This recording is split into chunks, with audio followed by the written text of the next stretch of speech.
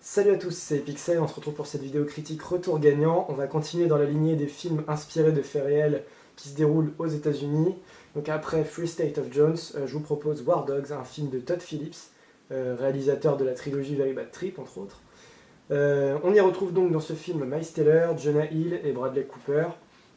Et c'est un bon film, j'ai passé un bon moment. Alors un film inspiré de faits réels, donc un sujet bien mis en place, bien traité, avec quelque chose qui n'est pas si loin que ça, puisque ça concerne la guerre en Irak et la participation des États-Unis dans celle-ci. On a de la comédie, ça finit un peu en thriller, on a des acteurs qui sont à fond dedans, qui étaient vraiment contents de jouer, ça se voit qu'ils l'ont fait au maximum. Et donc du coup War Dogs, ça passe crème et c'est très bien.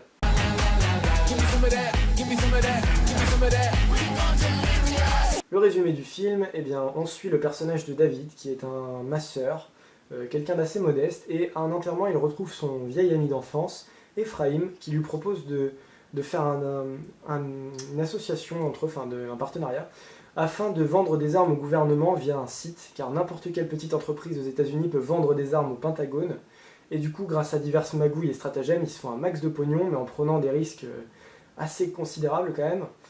Ils se retrouvent en Irak à devoir faire une livraison sur un front en passant par des zones de bataille assez dangereuses, des zones risquées. Ils prennent donc les risques les plus grands pour avoir un maximum d'argent et ensuite monter carrément leur boîte et être les maîtres de l'armement. Afin de commencer cette critique, on va souligner les points assez marquants du film parce qu'il y a des choses assez réussies. Notamment, le montage, il est pas mal. On a ce chapitrage en fait dans le film, ce qui est une bonne idée, je trouve. Je m'explique. Ce qui se passe, c'est qu'en fait, tous les 10 minutes, un quart d'heure dans le film, vous allez avoir un écran noir avec une citation. Et cette citation sera énoncée par un personnage durant ce chapitre. Par exemple, vous allez avoir un moment, là, c'est plus les miettes, c'est carrément tout le gâteau. Ou encore, Dieu bénisse l'Amérique de je ne sais plus qui. Et là, putain, on est dans la merde, c'est foutu. Et en gros, cette phrase, voilà, elle va être dite par quelqu'un pendant ce chapitre. Et du coup, ça donne un déroulement pas mal.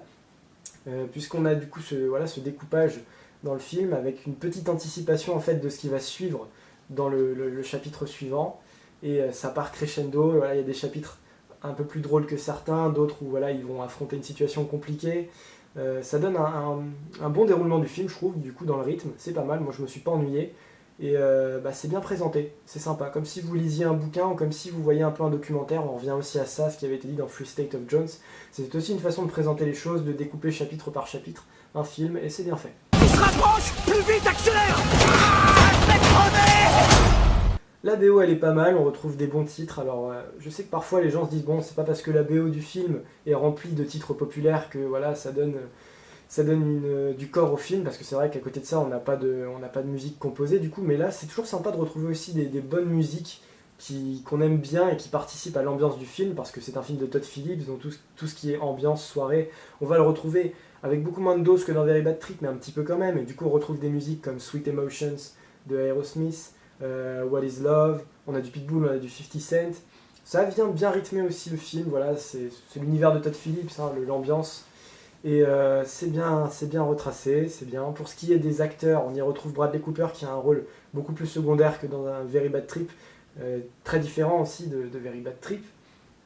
Et Jonah Hill est à fond dedans, comme je l'ai dit, c'est certainement le meilleur acteur du film. Il avait déjà été rodé dans Le Loup de Wall Street, qui ressemble pas mal à ce film-là d'ailleurs, c'est un peu dans le même genre. Donc ouais, c'était déjà à peu près le même genre de rôle, et du coup il était déjà rodé, il était déjà dedans dans ce qu'il faisait. Et j'ai vu sur des sites comme ça qu'il était vraiment content de faire ce rôle, il se voyait bien dedans et il a savouré, ça se voit, le mec est souriant, il pète des câbles et tout, il a un rire affreux dans le film, un rire signature qui va revenir plusieurs fois mais qui est juste hilarant. Au début on se dit mais qu'est-ce que c'est que ce rire pourri, et après il revient 2 fois, 3 fois et là on se dit oh là là, mais c'est un rire signature, mais on était mort de rire à chaque fois qu'il rigolait. Et bien. Le triangle de la mort, mon pote. On se fait tous les triangles, y compris celui de ta mère. Miles Teller, pour une fois, il a un rôle qui n'est pas anecdotique dans un film où il a pas fait un film de merde comme Les 4 Fantastiques, ce qui est bien.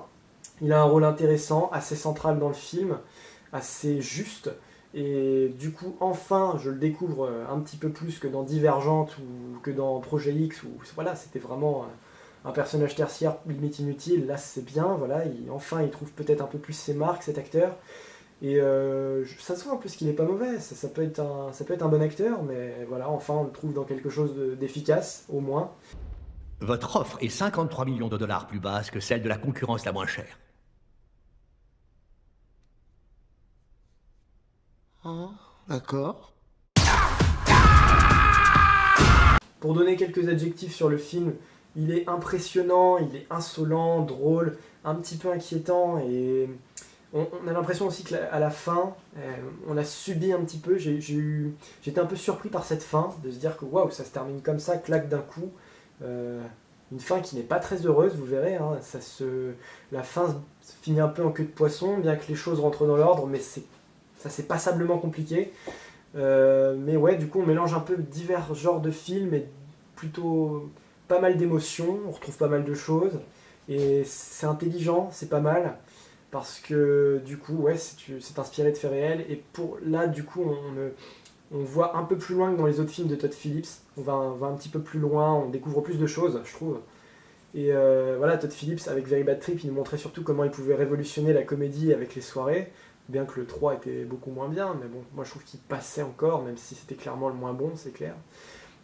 Là, ça y est, il nous montre un petit peu plus de sérieux, bien qu'on reste dans de la déconnade, mais on est dans une affaire de business, et souvent dans le business, il y a des complications, il y a des histoires de magouilles, il y a des trahisons, et tout ça, on va les retrouver dans le film, ce qui est bien. Après, le sujet, comme je l'avais dit, c'est inspiré de faits réels, donc on retrouve, il a certainement eu des facilités à pouvoir mettre ça en place, mais c'est toujours très bien aussi de découvrir du coup ce réalisateur sur d'autres terrains, et là, c'est ce qu'il fait avec War Dogs, avec bien sûr les acquis qu'il a déjà, il a déjà ses repères à lui, mais on entre aussi sur un autre style de temps en temps et ça fait du bien. Alors contrairement à Free State of Jones, par contre, on n'a pas beaucoup d'images d'archives, mais après, bon, on est moins sur un film historique et moins sur un film de société, ce sont juste des événements qu'on relate, en fait. Mais voilà, c'est plus un film qui va raconter l'histoire de deux potes, c'est ça, mais on a quand même un message assez fort, un message qui dénonce quand même un petit peu aussi, parce que voilà... Ça a été médiatisé cette affaire, bien que je m'en rappelle plus, j'étais plus petit. Mais oui, ça dénonce quand même pas mal de choses, la guerre, les magouilles, le trafic. Tous ces sujets sont bien abordés dans le film. C'est assez ambigu, c'est pas juste une comédie qu'on va pour rigoler aussi, il y a quand même un petit peu de réflexion derrière tout ça.